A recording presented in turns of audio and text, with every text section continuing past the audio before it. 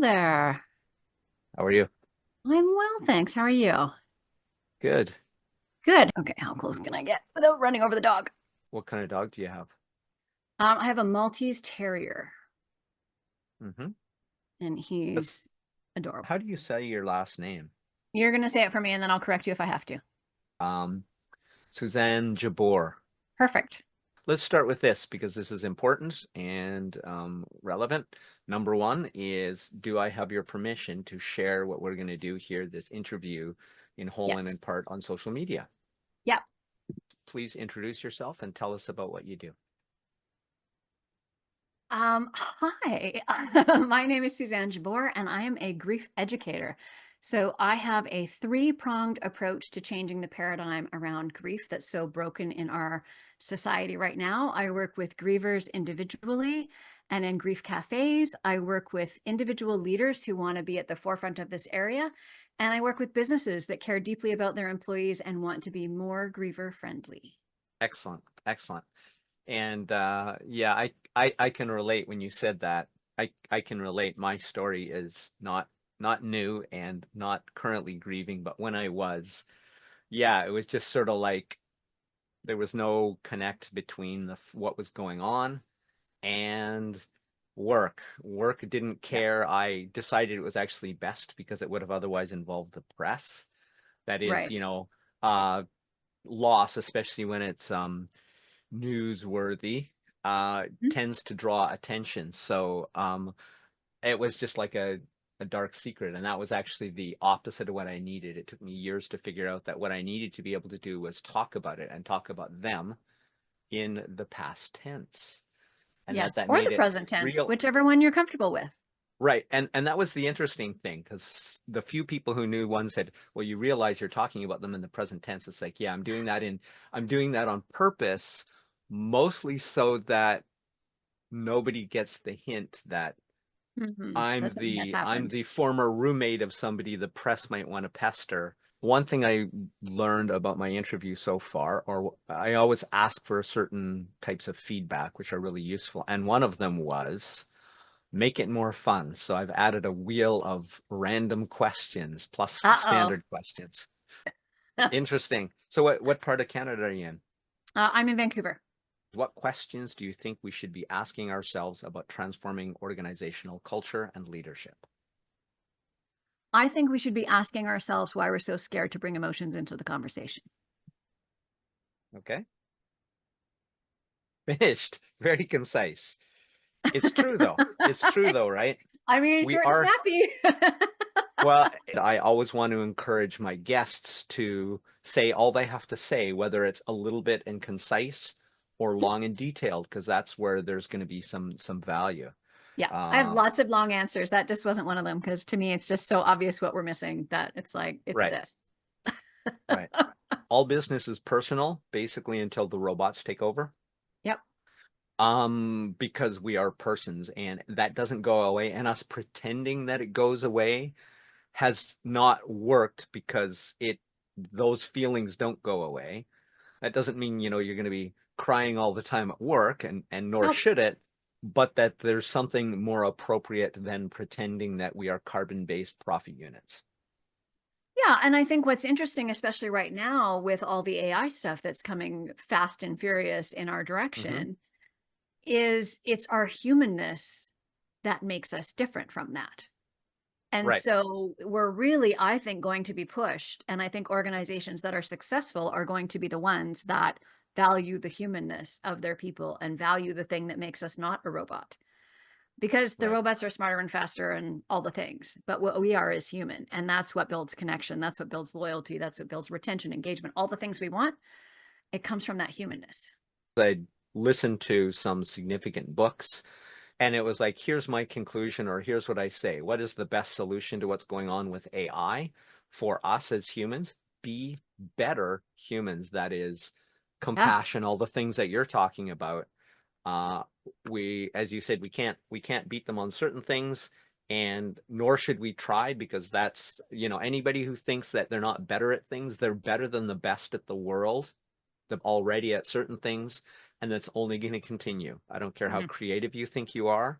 I don't care how unique you think your knowledge or skill is, it's going to be better. It's the belief that somehow we are special and separate from nature and Mhm. in a sense, right? Mhm. And above it, it's like it's what you call an emergent property. If you have enough of the right stuff, and now with machine learning, which has mimicked biological intelligence, us in Mhm. particular, the only thing is they don't have the space constraints for AI that we do for our brains, Right. right? So ultimately, AI will surpass us in every way. It's not a question of if they will, it's a question of when they will. What is the most significant challenge you face in transforming organizational culture and leadership? I mean, same answer. That's Good, so good. funny. I could give the same answer to many questions, I'm sure. It really is that emotional piece, and I think it's because there's so much fear about what it might look like if we allow emotions to come, if we formally, I mean, they're there anyway, but if we formally invite them to the table, to the boardroom Hmm. table, to the lunchroom table, to people's desks. And there's so much fear that that will look, as you say, like us crying all the time at our desks or us being out of control. And that's not what emotions look like at all. What it looks like is us acknowledging what's really real for us and acknowledging the wholeness of our experience. And when we can do that, in a way that doesn't feel scary. And Hmm. when the leaders can step up to lead the way in that, because it is a place where it has to come top down, because no one on the team is going to be more vulnerable and honest than the leadership is being. That's not safe. And what we want ultimately is psychological safety and a place where when we feel a bunch of feelings, we can come and even simply name them. We know about emotions, just naming them helps to move them and helps to keep them from getting stuck and helps to keep us from being the person sobbing at the desk, right? Because we're so trying so hard to control them.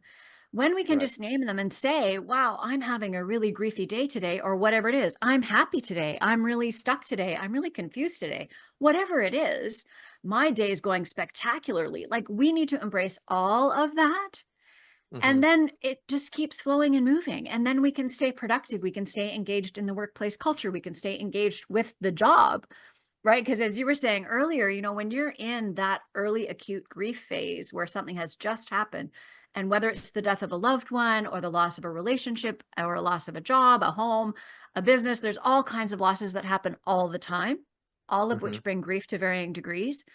And if we can just say that and know that that's okay, and that will reach someone who says, "Oh, yeah, I hear you. Is there, what could I do to help you today? Do you need this or that? Do you Hmm. need anything?"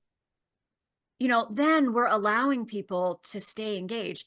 Otherwise, what happens, as you say, when you're worried you're going to be the person who's crying at their desk all the time and you're so shut down, those early days of grief, in so many ways, all you can do is grieve.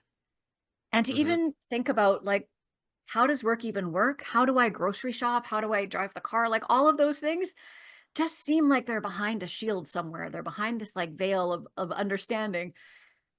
And if you have to show up and pretend everything's okay when you actually don't care about your job at all because you're consumed with the loss of your loved one or whatever loss it is, Hmm. why aren't we saying to people, like, come, it's okay.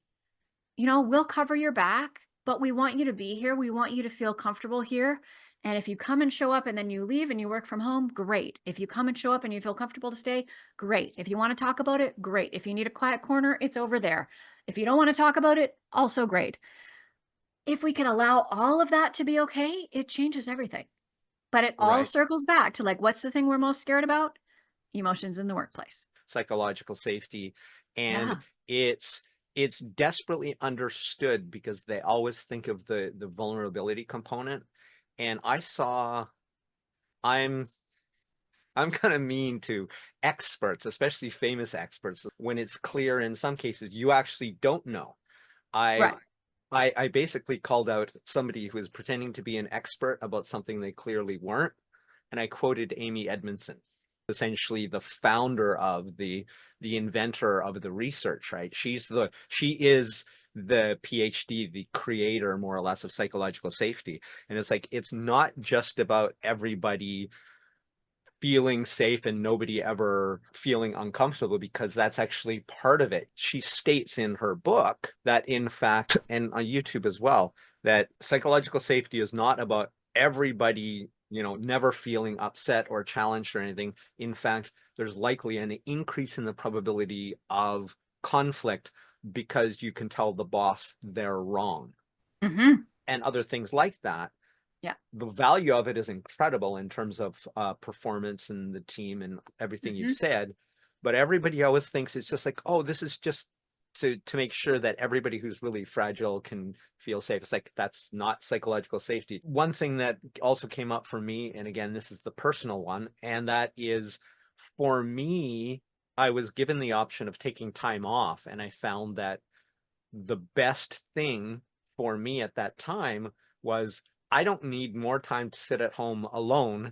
thinking about what's just happened. And in fact, work was a relief from the grief. While I had something else to put in my mind, it Yeah. was what I needed. It was like going home and then realizing how much more miserable it was to just sit there by myself thinking about this and nothing else. How it manifests for you is, you don't know until you're there. Yeah. And that's part of why I'm so passionate about working with organizations, because for the vast majority of grievers, we need to be at work economically. So it's lovely that you might offer us an unpaid leave. Most of us can't afford that, right? And if you're offering only 3 to 5 days paid leave, that's a whole different episode. Really, 20 is about what people need. Most organizations aren't offering 20 paid leave. We'll get there one Right. day because we're going to have to. But as you say, what's so interesting, I remember in my earliest days of grief, it feeling like, my world is a post-apocalyptic nightmare. I am sitting amongst the ruins. And it was like I could see the rest of the world almost like we were doing a grid search, right? And we all had started in a line, but the line is moving ahead without me. And I'm going, but how is this even possible that people are just moving ahead like nothing has happened when I know the world will never be the same? And there's a respite from that knowing and from, as you say, that heaviness, that just sitting in your home thinking, oh my gosh, how can this be true? How can this be real? What the heck am I supposed to do next? Grief and the workplace, if we can take it to work with us in those early days, for some being at home is what they need. But as you said, for you and for so many people, being in the workplace is a respite. It's a break from the Mhm. heaviness. It's a place you can feel like you can touch that normal world and stay connected to it in small bites, right? You can go, oh yeah, Mhm.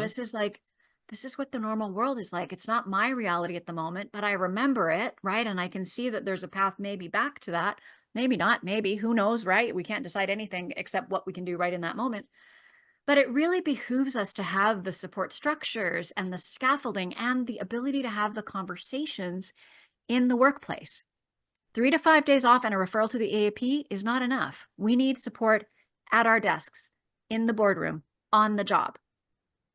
Could you describe a recent situation where you felt that a leader could have benefited from additional training in culture building, leadership, or both? Wow. I mean, that happens literally to grievers all the time that we wish leaders had more training in that culture building. Because really being griever friendly is about that culture building. It's about a truly supportive culture. It's about, compassionate workplaces, all the things. I think, I just, from my own experience, I had really great support from my immediate supervisor. Other people in the bigger organization had no clue what to do and actually ended up saying things that were harmful. Like, I had one leader in the organization, actually in the HR department, say to me that I would never be okay unless I went and saw a therapist. And I said to her, what? I actually think I'm doing okay. Like, I'm not averse to therapist. Therapy is great. Done therapy many times. I don't really feel the need for it at the moment. She was like, no, no, you are not going to survive this without therapy. And I'm going to find you one. And that's the only, we haven't had a conversation since she said that. And that was now 3 years ago. I understand, even though it was very strong and pushy, the intent behind it. That is, It's I think all the done with intent love, was like good. absolutely Yeah. loving intent, but so tone deaf and Yes. so, and if you're going to say that, follow through and send me some phone numbers, right? Or don't Okay. say it. Yeah. Like, Right. so it's that kind of stuff where it is with the best intention, Because we have so much phobia around grief and we don't talk about it, we don't really know what to say and what to do. And so we get ourselves into trouble because we don't have any training and we're not talking to our friends and family. So it really, we do end up inadvertently doing harm. And I know that's never a leader's intention, but it's what I hear from grievers over and over and over again. That's what Hmm. happens. There's a book called The Power of Moments by Chip and Dan Heath, and I love it. It's one of my favorite books, and they are my favorite pair of authors. They're Mm, brothers and both academics. What it is just imagine they talk in the book about what they call it becomes an acronym of EPIC, which is elevation, that is elevation of emotion or sensation, mhm, pride, that is pride from being guided towards insight but not spoon-fed it. That is, people mhm. feel, when you feel smart because you know what's coming next in the movie, and Yeah. really the movie was designed to do that. You weren't as smart Yeah. as you thought, but you sure felt that way. So that's the pride. Insight, actually, the other one was Okay. elevation, pride, insight, and connection. And Mm. that Oh, I love that that. what was really great about this book is it just talked about, on average, somebody going to Disneyland, as much as they come back and say, I had such a good time, when they actually rate them over time, when you're waiting in line, that's a 3. Like if 10 is bliss, Right. waiting in line is a 3 or a 1 or whatever it is, that on average, the emotional state, the enjoyment of an experience in Disneyland, on average, is equal to sitting on the couch watching TV. Mm. But because of the way our brains work and the fact that beginnings, endings, unique events stand out, Right. our experience and our memory of that is, it was amazing. I met Goofy, I did whatever, right? Right. And you forget those 5 or 7 hours that same day that all you were doing is sitting in line sweating, right? Right. If people, the audience, imagines, think about how loyal you would be to your employer who stepped up for you when such a personal, vulnerable thing happened. But even if it was like the kids' soccer game, the kids' Mhm. baseball game, whatever it is, saying, oh, Yeah. it's your birthday, we can't let everybody go, but we do a random drawing. That is, on people's birthday, everybody in the company that has a birthday, that 165th of the year, one person at random, we're going to come up to them in the morning or before the morning, the night before, and say, don't come to work. You get a paid day off. Happy Right. birthday. Even though only a very few would get it and the cost would be minimal, Yeah. everybody in the company would be aware and made aware and think of the loyalty you could get. And even more so in this is that same kind of thing on steroids. It's like, Mhm. you stepped up when the worst thing that has ever happened to me happened to me. When it comes to loyalty, when it comes to asking somebody to come in when it isn't a good thing, is like, well, Yeah. this is the kind of thing that would make loyalty beyond loyalty, put turnover into the basement. And companies always complain about, why can't we get loyalty? It's like, I still go back to carbon-based profit units.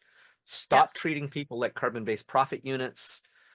Be human beings with them and acknowledge that they are too, that have lives outside of your work. And then when you do that for them first, their willingness to step up when you need that exceptional thing, even if it's to Mhm. work 20 days in a row because of an emergency, they're going to say, I'm here because I remember what you did when it mattered most. Yeah. And that's the flip side of what I hear from grievers, the ones whose companies stepped up and really supported them in the way that they needed, right? Which is Mm-hmm. not prescriptive. It has to be griever centered. There has to be a variety of things for grievers to choose from. All of the things that I help companies put into place, if they've been able to do that, and it's usually, interestingly, it's usually because they have someone in management at some level who's Mm-hmm. had a high grief experience, right? Who's had a Right. traumatic loss, who's had a big rupture in their life. And they come in and they say, okay, I'm gonna be the key point for this person, whatever it is. Those grievers are employees for life. And you're right, they will do pretty much anything you need of them because when they needed the employer to step up, they did. And that's how you build that reciprocity, right? We want to be leveraging these universal laws, right? Let's Hmm. leverage the law of reciprocity. When we give, we receive. That's how it works. Hmm. But if you're not giving, you will not be receiving. And that, the cost of turnover, the cost of people, just being present, presenteeism, right? That fun new buzzword, never mind absenteeism. We're there, you're paying us, and we're doing nothing, right? Hmm. The latest study I could find in the US is over $100 billion annually is the cost of hidden grief. That's billion with a B, 100 billion. If there was anything else that was costing businesses $100 billion, we would be trying to fix it. But we're so scared of grief, of emotions, of what it would take. And it's actually not that hard, right? Hmm. We're so scared to even go there that we're not doing anything about it. And it's costing huge money. Right. And I think that's a subset of just overall bad culture. Like my thing Yeah. is organizational, cultural, and transformation. And what you said at the beginning, which was about leaders, is like, yeah, it can't be separated from leaders. If the No. leader, to put it in plain English, is an asshole, the organization is an asshole because that's how it Yeah. goes. It all rolls downhill. And if that's the culture at the top, that's the culture pretty much all the way down, and it's because the way the leader behaves. So Yeah. it's not only for grief, that's a big component of it, but it's not only for grief, but everything where that culture is neglected and causes all the costs you're talking about. Because that's Yeah. my main thing I cite. It's like you're losing talent, you're Yep. losing knowledge, you're losing so much. In Robert Cialdini's book, um, Influence New and Expanded, right? He's the god of modern marketing, really. Mhm. And he talked about it, and even Amazon, who isn't known for caring for people very well, Right.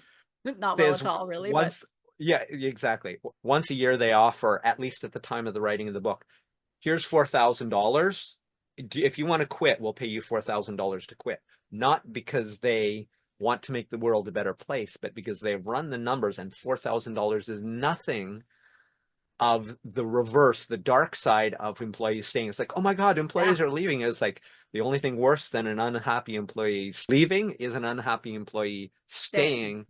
And they've 100%. run the numbers that $4,000 is a very small price to pay to just have them leave today. And Yeah. and and and that's minuscule. It's approaching 6 months to a year of a person's salary to typically replace them and get them up to the same Yeah. level. And probably that still doesn't include the knowledge loss of somebody who had been there 10 or more years.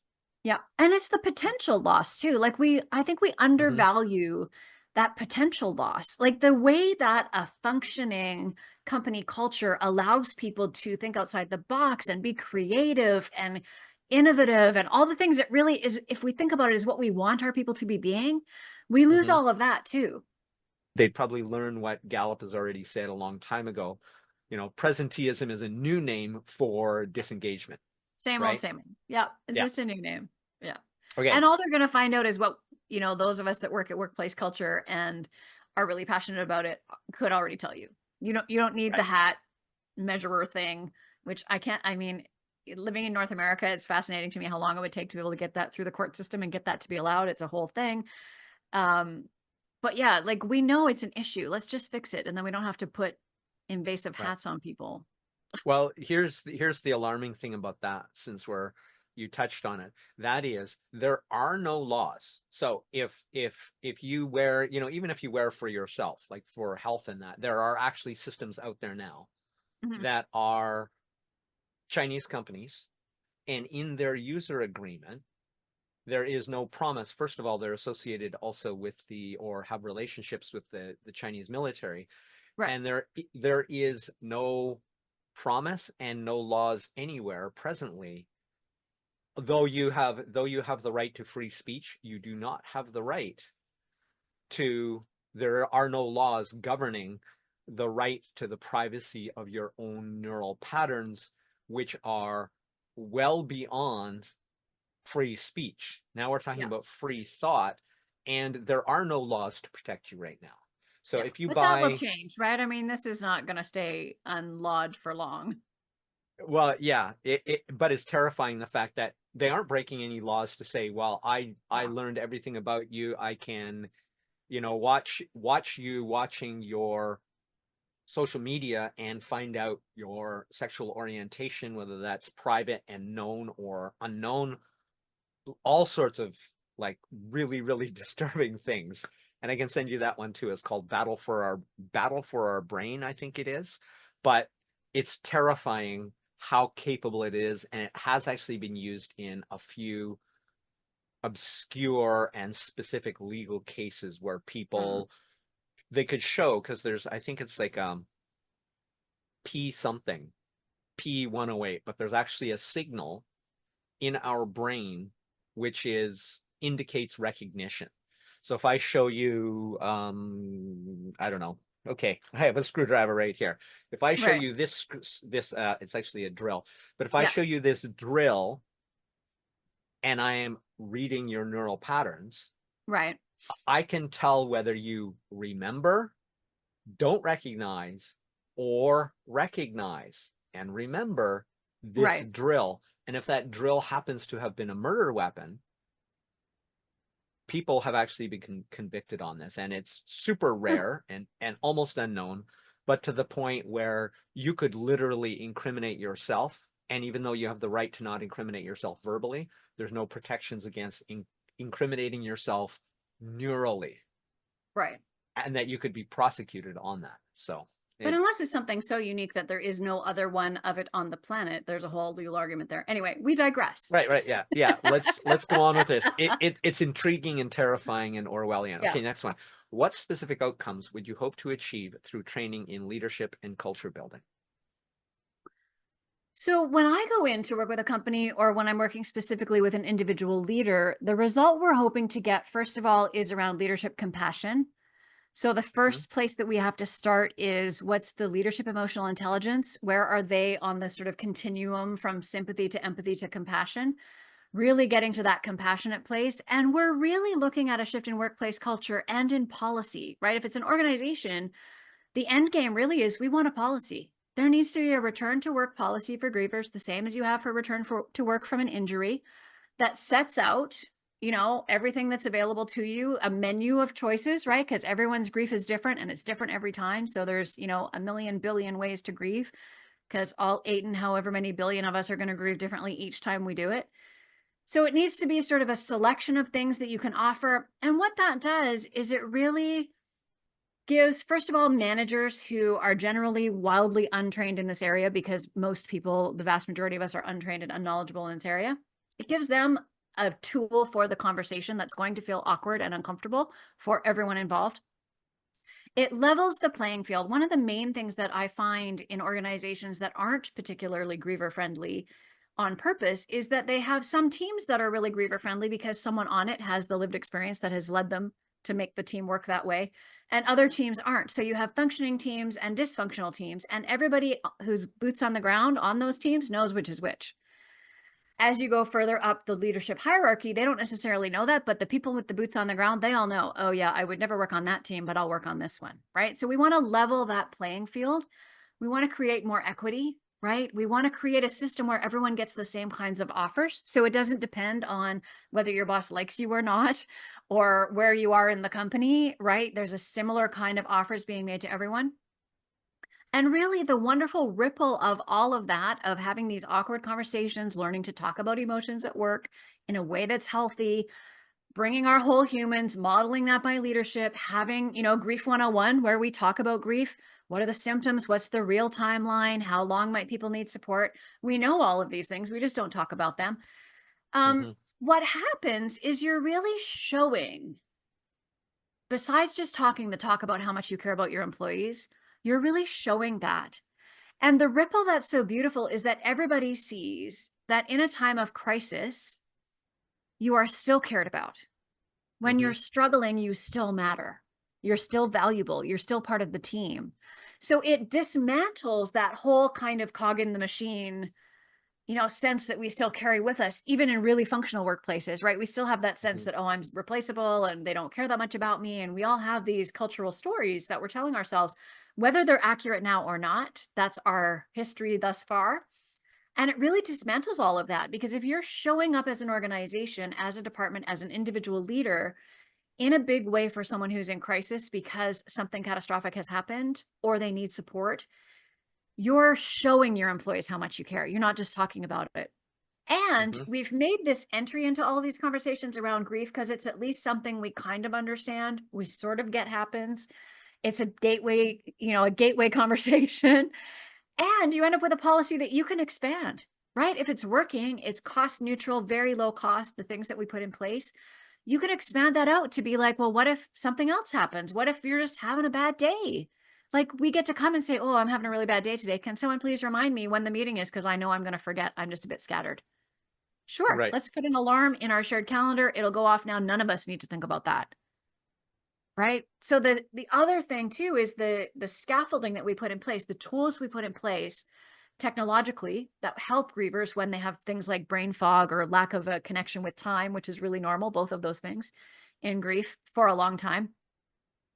It also relieves everyone else from having to remember those things. So if you have a shared calendar with alarms, for example, and you get a half-hour warning when a meeting is coming up and then a 5-minute one because you should get to the meeting, nobody has to think about when that is anymore. We can all release that part of our brain to do, as I was saying earlier, the creative, innovative, out of the box Hmm. thinking that is really what humans are excellent at. And AI is not so much yet, right? What we're really great at as humans is being creative, is creating Hmm. connection between us and riffing off of each other and coming up with something new. So if we can release all of that thinking that we're all doing about, oh shoot, when is that deadline? What is the next step? All the things, if we're documenting that, we have shared documents, we have shared calendars, the alarms are going off, like all of that stuff we put in place that really make a huge difference for a griever, also help people who, maybe have some mental health concerns, are just having a bad day, are just, distracted by something that happened in the neighborhood overnight, whatever it is. We're putting some scaffolding and some tools in place that really help everybody. So you're showing up in big time for people in crisis. You're putting tools in place that help everyone.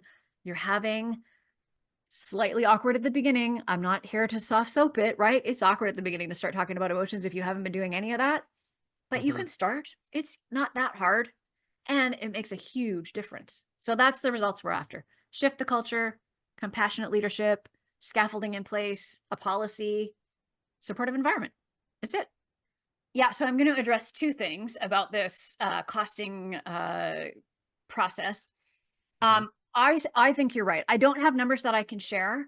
Hmm. What I talk about when I'm talking to companies is the tools that we're going to use, the things that we're going to put in place, the specific cost of those, right? That's where I try to keep it as neutral or as low cost as possible. And it's very doable at a neutral, low cost Hmm. level. I'm 100% with you. I am absolutely sure that the overall, that it's cost positive, right? You're saving money. You're Hmm. closing up a big hole in your bucket. It's $100 billion. If we fix it, you're saving money. There's no question, really. And Hmm. what's interesting is I think for most organizations, they believe, as you're saying, that, it's this rare thing that doesn't really happen all that often. In reality, it's about 1 in 5 people. It's between 1 in 5 and 1 in 8, depending on the survey that or the study that you're looking at, that are grieving at any given time. So Wow. it's way more common than we think. Right. And when you think about that, so if it's 1 in 5, 1 or 8, you don't have to have a very big organization to have people who are grieving pretty much off and on all the time. Hmm. And we want to expand our understanding of grief to realize that all change brings loss and all loss brings grief. So we're actually experiencing grief to varying degrees much of our lives Hmm. because change happens all the time. Loss comes with that. Even sometimes a change for the better will have a griefy piece of it. Like, if you think about when you've moved homes and you've bought this, like the next thing that you really, really wanted, and it's amazing, it's a joyful change. And there's still, you're leaving that home behind that meant something. Hopefully, it's not a home you hated, right? Or you weren't there very long, hopefully. But for most of us, you're leaving behind a home with memories in it, with experiences, sentimental, right? Some sentimental Yeah. attachments. Hmm. And so there is a loss there, even though the change is joyful. And when we can expand it to that, to understand that this grief thing is happening really all of the time, all around us, the other thing that happens is it opens up a really magical place for us to practice these new skills that we're learning. Because someone like me, who's a grieving mom, grieving out loud, I am Hmm. not a good first assignment. If you've Hmm. never talked about emotions, if you've never sat with someone who's in deep grief, this is not a good first assignment. But if we can shift the way that we respond to grief in those other circumstances, right? Around the loss of a job or that exciting move to a new home, and even just open up the space that there might be other emotions there besides joy, Hmm. then we're getting to start to practice. And then when those big losses happen, the loss of a spouse, the loss of a sibling, the loss of a child, the loss of a parent, the loss of a close friend, your adopted family, your chosen family, whatever it is, we have a little bit more comfort, we have a little bit more confidence, and there is less likelihood we will do harm. In your opinion, what are the key skills and competencies that leaders need to create a thriving organizational culture? I can see you smiling. I suspect you're just going to say as above. Can we talk about emotions? Yeah, okay. What's really interesting, no, but let me answer this really. Hmm. What's really interesting about this to me is it is 100% about emotional intelligence. Hmm. And I remember, my daughter's now 30. My son died when he was 22, almost 4 years ago. And I remember standing with the parents in the elementary school playground talking about, this kind of new conversation people were having and how was this going to impact the school system, right? Like, which was more important? Was it EQ or IQ? We've been talking about this for a long time. We have all sat through the workshops. We've read the books. It's time to put it in action. Hmm. And Right. yes, as above. There's something to add nuance that's important. Like the 1 in 5 stat is mind blowing to me, and it also Yeah. depends how you operationalize what grief is. Because I'm thinking, and that's why I qualified my own question was that really major grief that is life disrupting. In my case, it That's the one in was five. So the stat, the 1 in 5, 1 in 8, that is the loss of a loved one. That's not the expanded definition. wow, That's loss wow. of a loved Thank one. you for clarifying that Yeah, that's loss of a loved because one, that stat. right. For Yeah. me, it was two friends of mine, my roommates at the Mhm. time.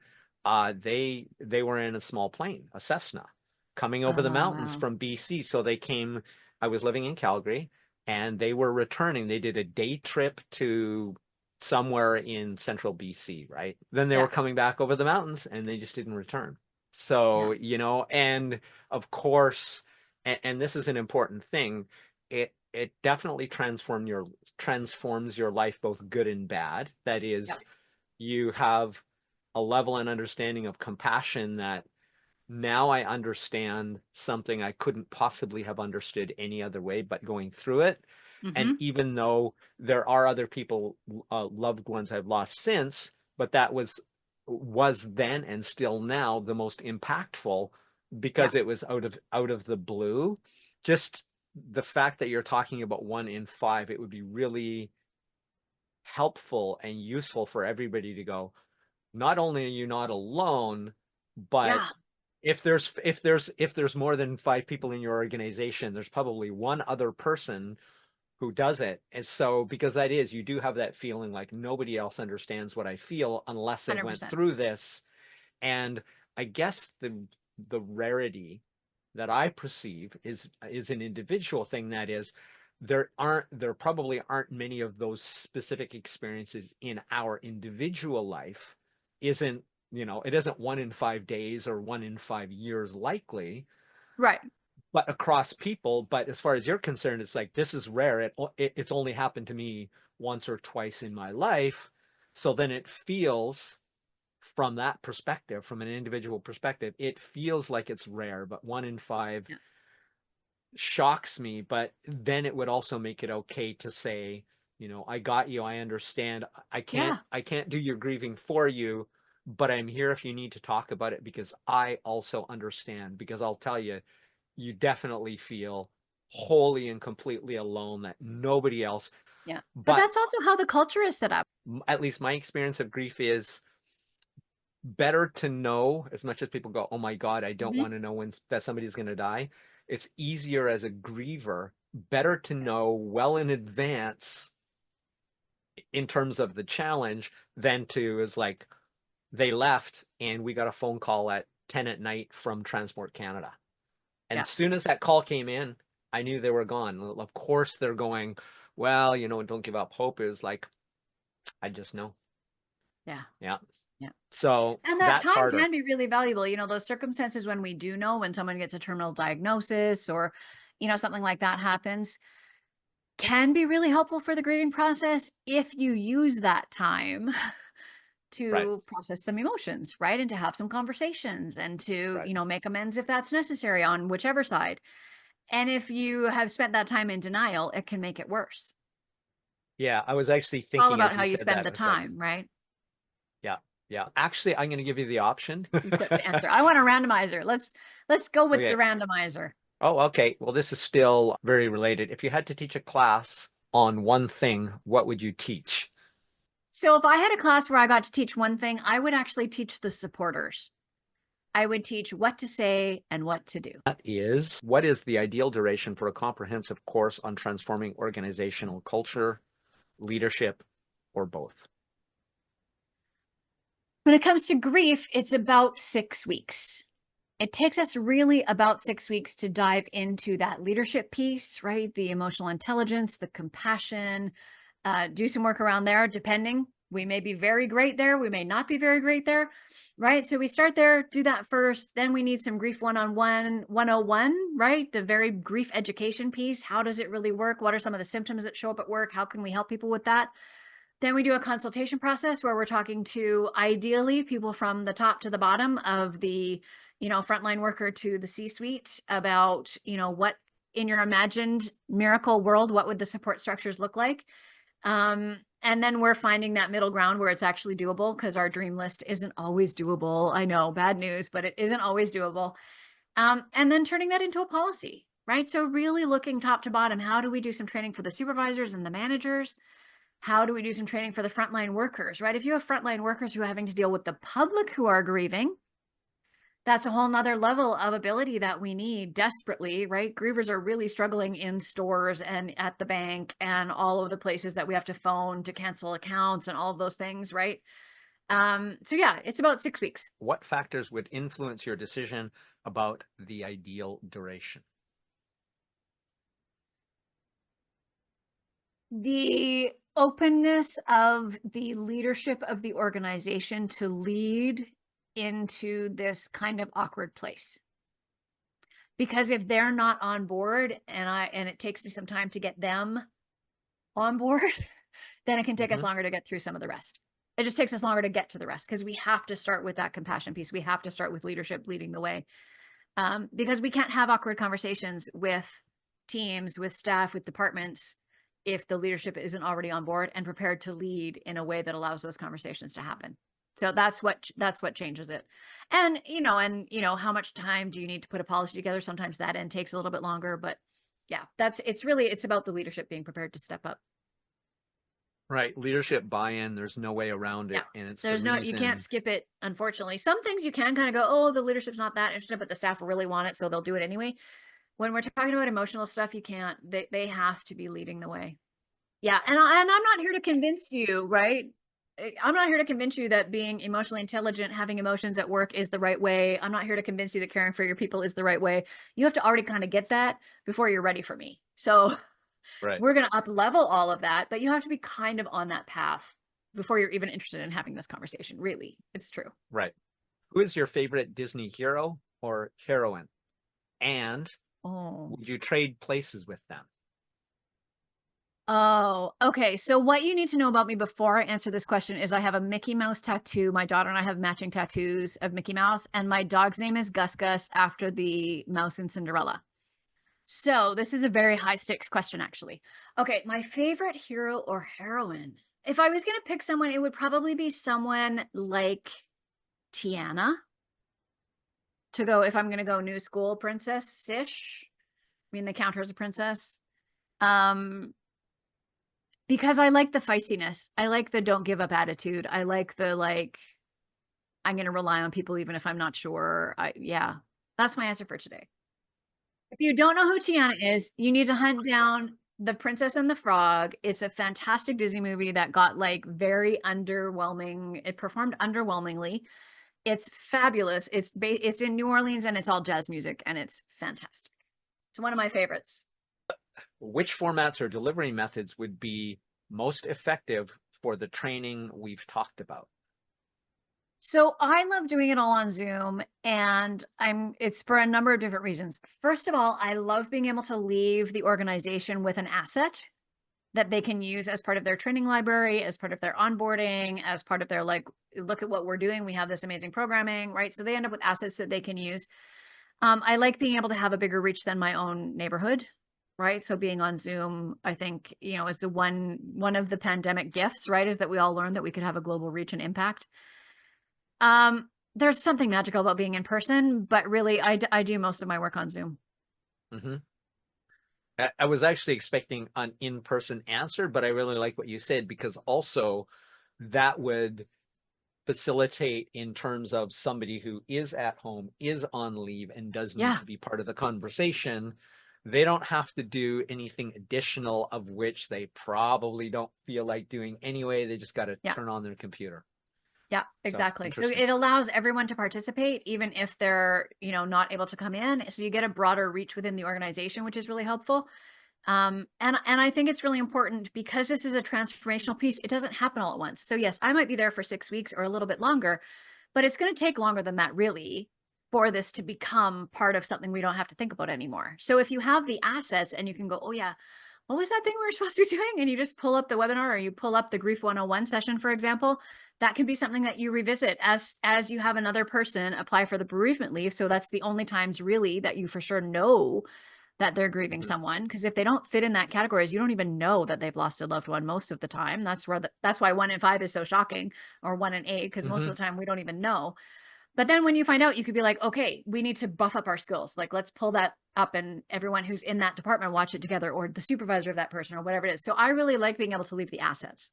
If you could hang out with any cartoon characters, two cartoon ones, Oh my gosh. who would you choose and why? Do you want me to repeat that? No. So a cartoon character, who would I choose and why?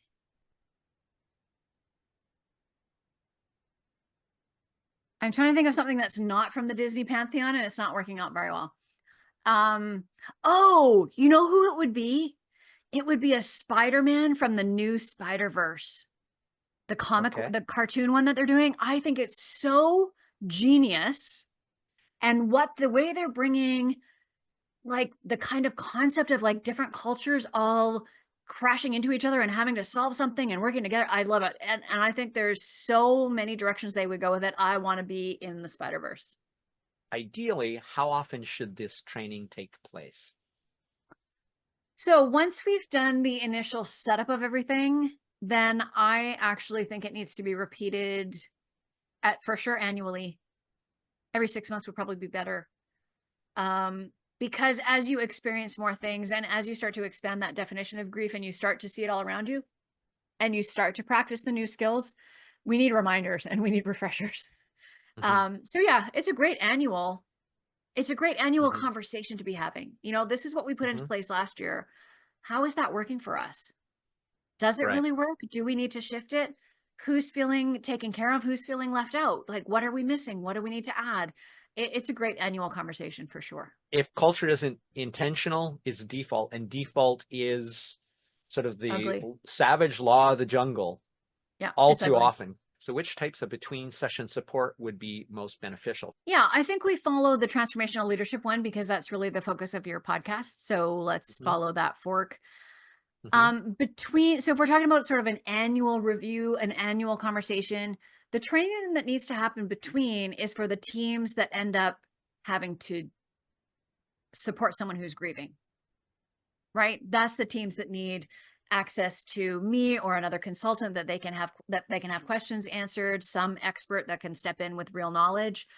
That's the people who need the reminder of, okay, this is the policy. Yeah, how are we going to do this in this instance? Because it's going to be slightly different each time.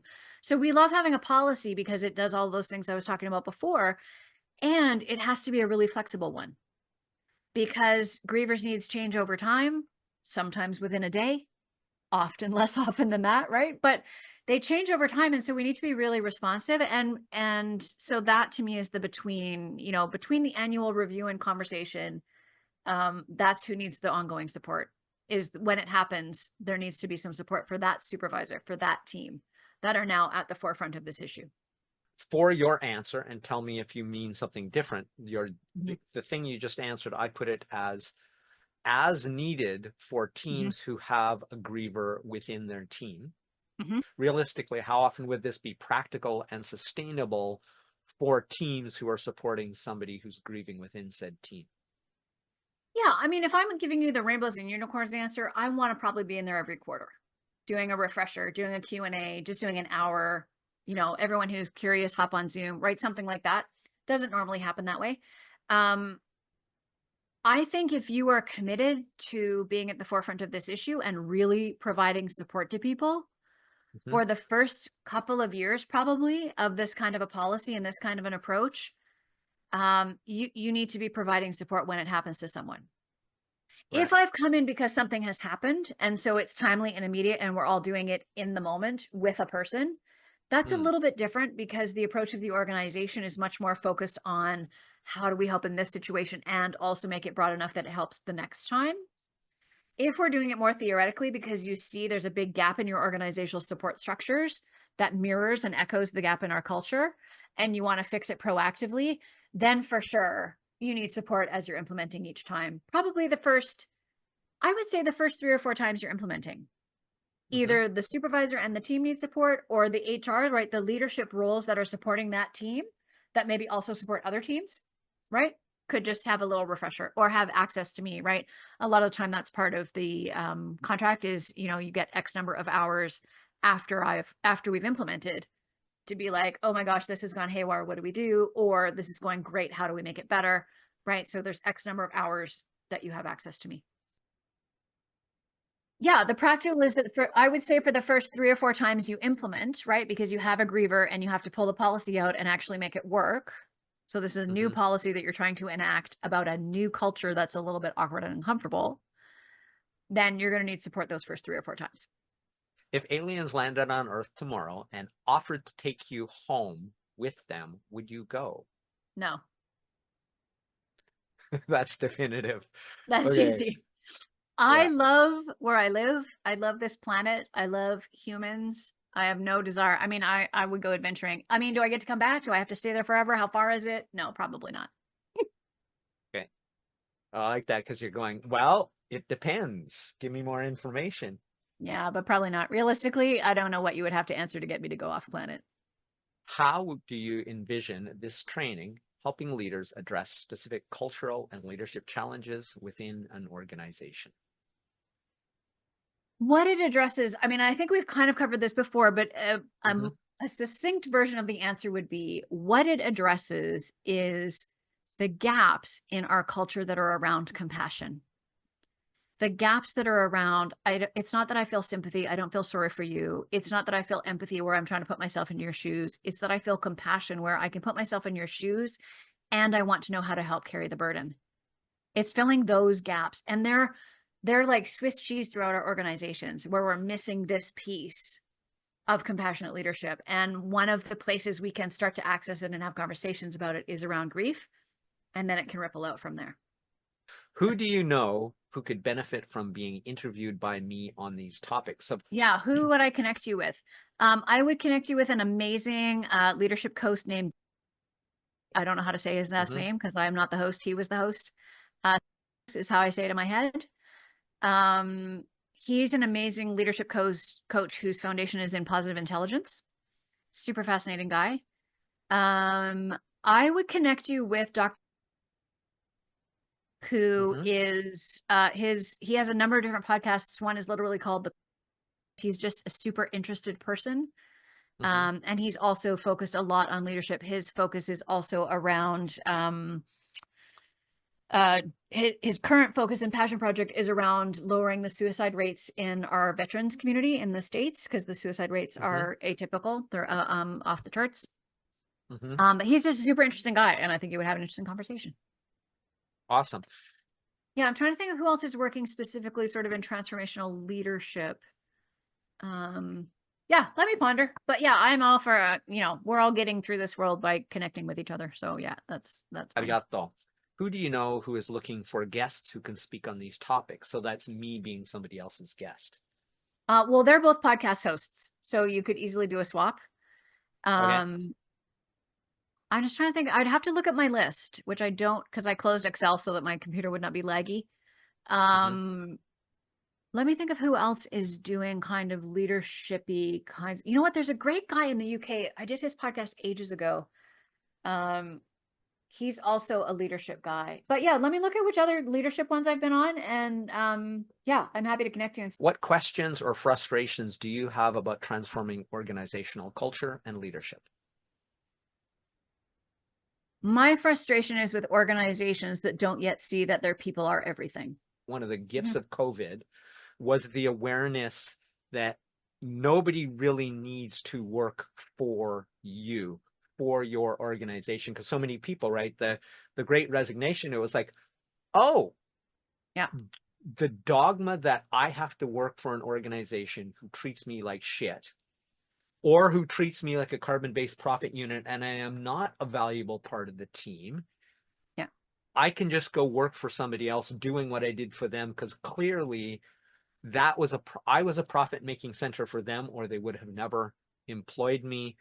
And in most cases, I can step out and do it on my own. So it yeah, gave more power back to employees than probably anything that I know of in history, short of, unions way back when they yeah, had more positive effects on, during the Industrial Revolution.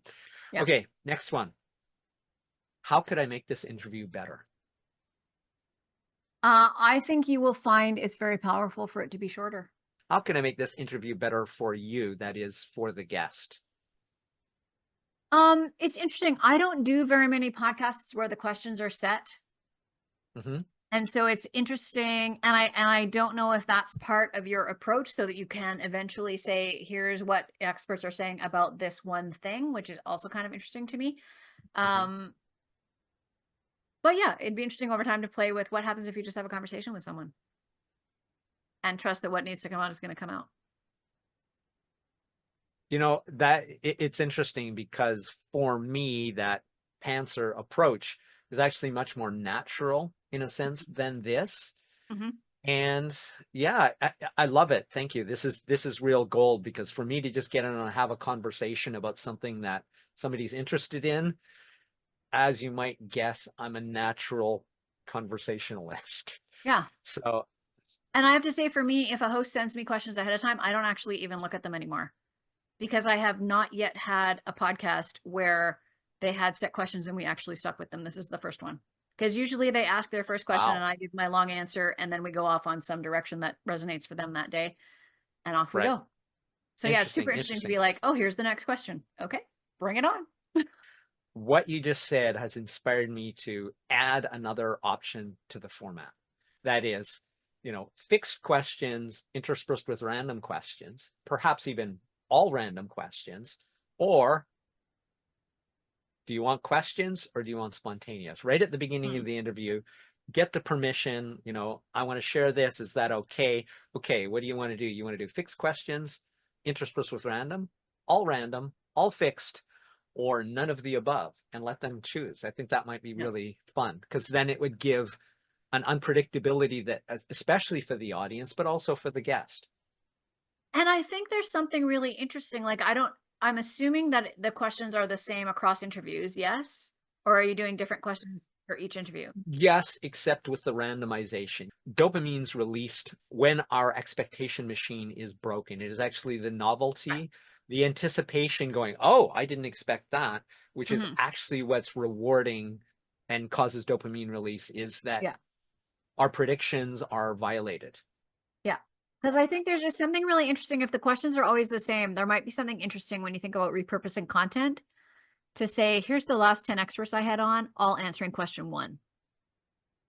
Oh, so that what you're saying is And what an that, interesting video would that make? Where it's like, here's the question. I can't think of them because my brain doesn't work that way. mhm. But here's question one, and here's my last 10 guests answering the same question. Like as a way to repurpose content, that could be really fascinating. I love it. I love it. I misunderstood you at first when you said that. And what I was thinking is like, oh, interesting, spontaneous conversation, convergent answers. That is, Well, that will happen too, right? and it will. That's why I came to it. Yeah. It's like, oh yeah, of course. since we're talking about human beings and culture and transformation, that there would be some commonalities, and it'd be Yeah. really fascinating to find out, without being given any direction or any bias towards the conversation, which is what a question Right. is, Yeah. What what would happens? be the thing that that is converged on, or what are the themes that are most converged on? Yeah. Okay, bless you, thank you. I love this interview. It was not what I You're expected at welcome. all, Oh, and that's what good. I I love. love letting your dopamine centers release. There you go. Okay, so thank you very much, Suzanne.